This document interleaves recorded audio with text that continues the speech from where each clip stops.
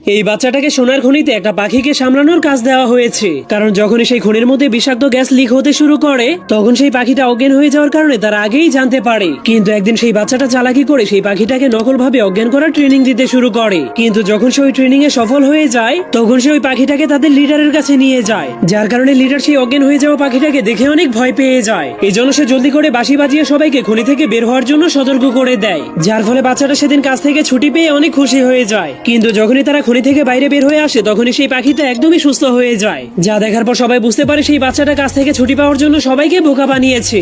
এই জন্য লিডার অনেক রেগে তার কাছ থেকে পাখিটাকে কেড়ে নিয়ে তাকে আবারও কাজে লাগিয়ে দেয়। কিন্তু এরপর সে যখন ওই পাখিটার সাথে খেলতে শুরু করে তখন সে দেখতে পায় এবার সেই পাখিটা সত্যি সত্যি অজ্ঞান হয়ে গিয়েছে। এই জন্য সে জলদি করে আবারও তার পাখিটাকে লিডারের কাছে নিয়ে যায়। কিন্তু তখন লিডার মনে করে সে আগের বারের মতো এবারও মিথ্যা কথা বলছে, এই জন্য সে তার কথা বিশ্বাস করে না। কিন্তু যখনই একজন লোক সেই বিষাক্ত গ্যাসের কারণে কাশতে কাশতে অজ্ঞান হয়ে যায় তখনই লিডার বুঝতে পারে এবার বাচ্চাটা তাকে সত্যি কথা বলেছিল। এই জন্য সবাই অনেক ভয় পেয়ে জীবন বাঁচানোর জন্য পালাতে শুরু করলেই সেই খনির মধ্যে আগুন ধরে যায়, যার কারণে সেই বাচ্চাটা আর সেখান থেকে বাইরে বের হতে পারে না। কিন্তু তখনই সেই ছোট্ট পাখিটা বাচ্চাটাকে বাঁচানোর জন্য লিডারকে রাস্তা দেখাতে শুরু করে, যার ফলে বাচ্চাটার জীবন বেঁচে গেলেও সেই পাখিটা আর সেখান থেকে বেঁচে ফিরতে পারে না। এই জন্য সে অনেক মন খারাপ করে পাখিটার জন্য কান্না শুরু করে দেয়। এই জন্যই আমাদেরকে কখনোই